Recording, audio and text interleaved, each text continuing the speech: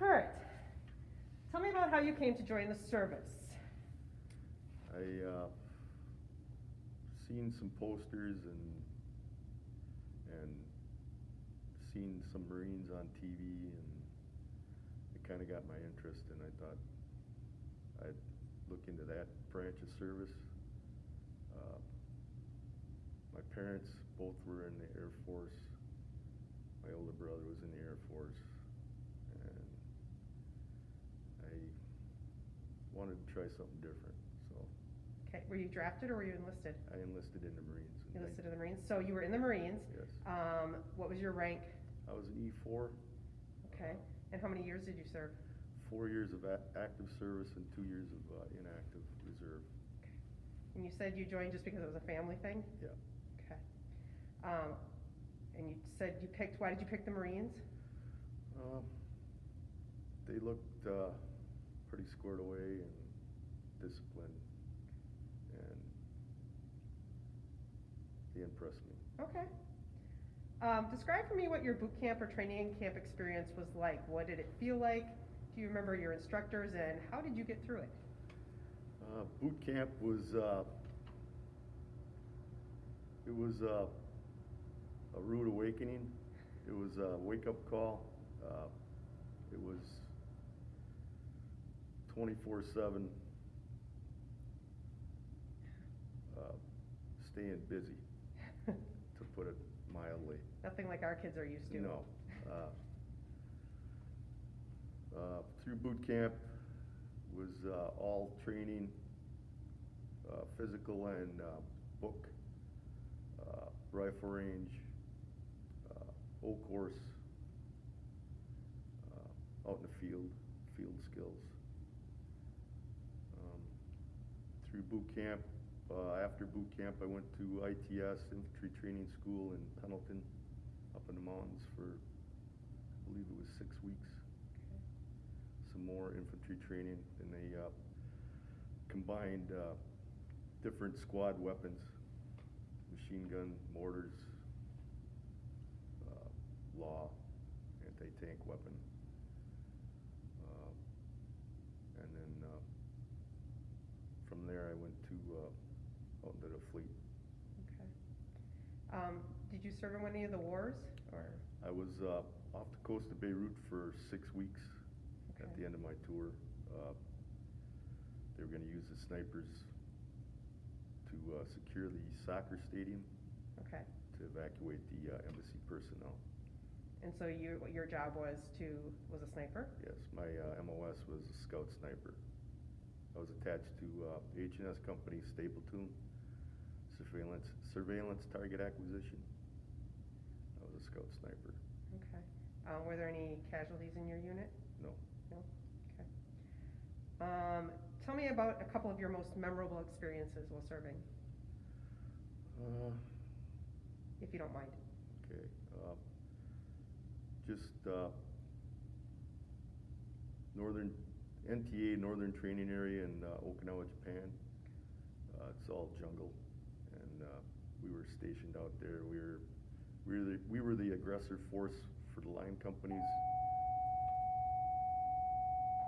Sorry, yeah, I can't help those. Yeah, and we'd set up ambushes and basically camouflage ourselves and get in as close and tight to the companies as possible and inflict as many simulated casualties as possible.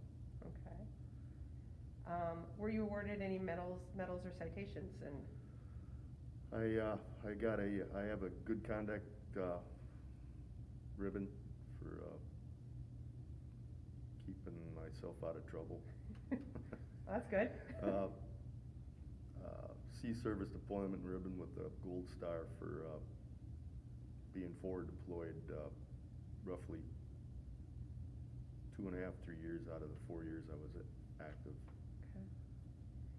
Okay. Can you describe what day-to-day life was like while you were in the service? Out in the field, it was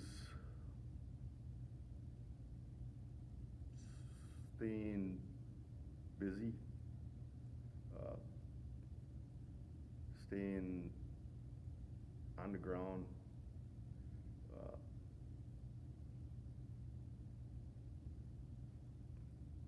patrolling, looking for enemy, looking for any kind of movement, and reporting that back to headquarters.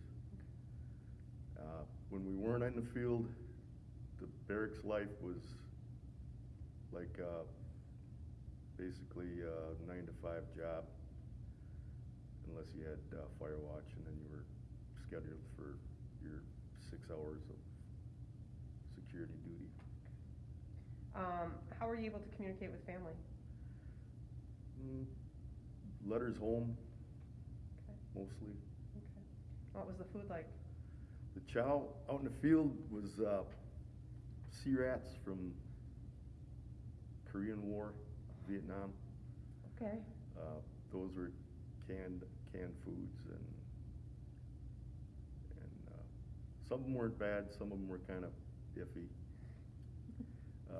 On base, the food was just like any fast food or any, you go through the chow line and they have an assortment of variety of food that you could pick out. Was there anything special that you did for good luck? I'd pray. Yeah. I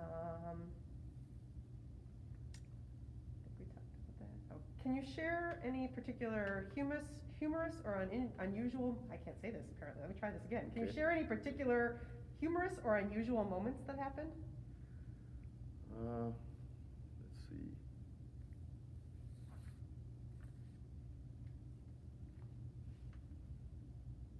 Well, once when I was coming back on ship from being out on Liberty, I think it was Spain. One of the team members, one of the sniper team members, was intoxicated so much that I actually had to put him over my shoulder, carry him up the gangplank, go across, request permission to board, sir, and they waved me through.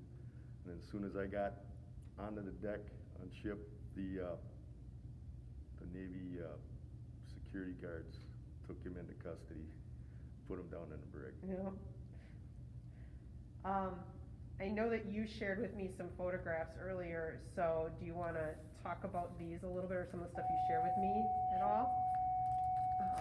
I'll give you some of the stuff and you can describe it, and then this one too, yes, Patrick's. Okay. So, and I can always edit in the pictures later. All right. My younger brother, Patrick, was killed in action in Iraq in 2007, July 17th, 2007, while supporting Operation Enduring Freedom. He was attached to the EOD Team 2, supporting the 82nd Airborne and 205th Airborne Regiment, I believe it was. They were clearing roadside bombs, and one detonated and killed him and one of his team members, Jeff Cheney. And there was another team member on board the Jerry unit that was wounded but survived the blast. He survived by his wife, Carrie, and two daughters, Noelle and Esme, in Oak Harbor, Washington. His ashes are spread out in Bear Lake, per his request before, if anything would happen.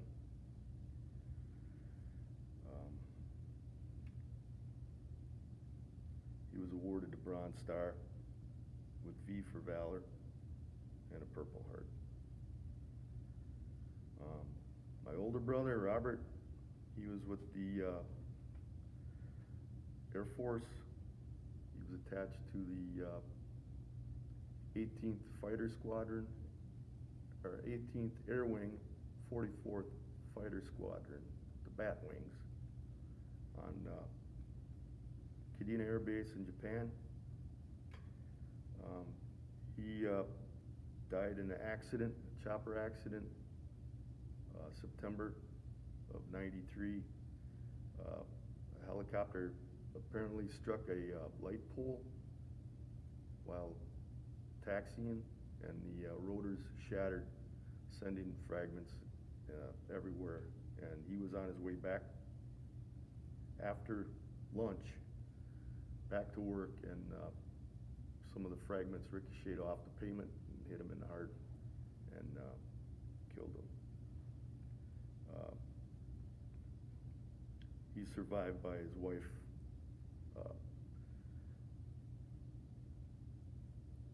Peggy, and a daughter, Jennifer. They're in Phoenix, Arizona.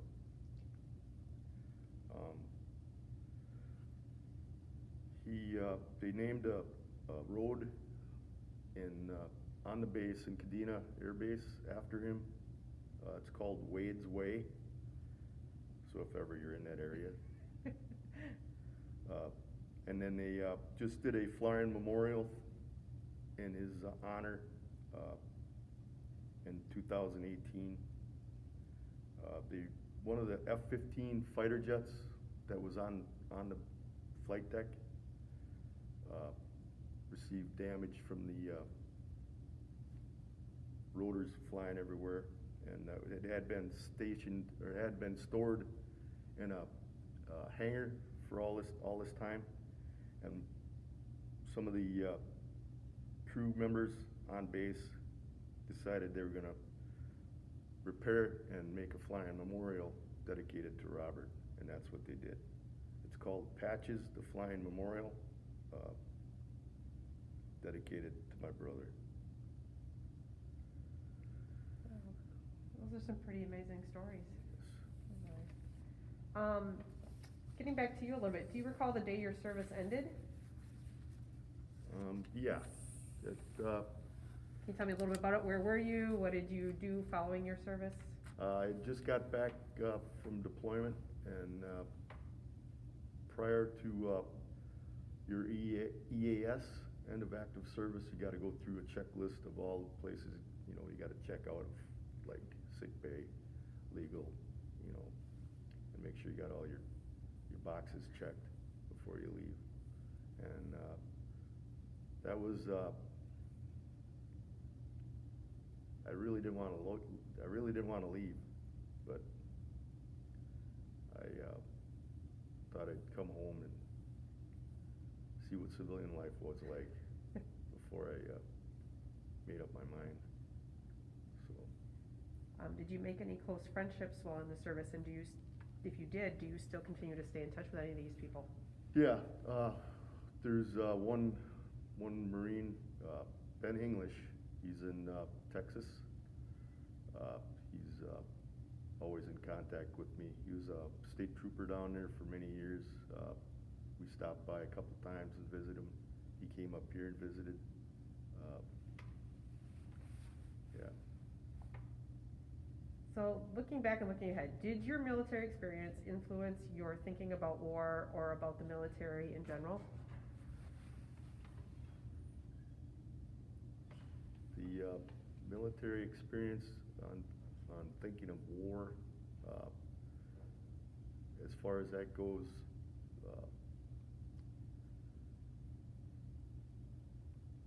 freedom comes at a price, and sometimes it's heavy. Yeah, your costly family has price. definitely paid the ultimate Yes. price. And people should look at that, because the pain never leaves. They say time heals. It's always there. If there's one thing you wanted the younger generation nowadays to know, what words would you give to them, or what advice, or?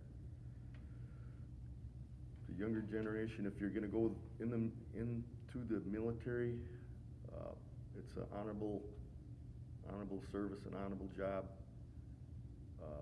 Just do your best and continue straight ahead. Is there anything else that we didn't talk about that you'd like to share or discuss? Just that there's the Pat Wade Trail that runs around the school. Yep, behind elementary. It's there for the public to use. Enjoy it. It's dedicated to Pat. And thank you. Yep, thank you for coming in, I appreciate it. No problem. Actually,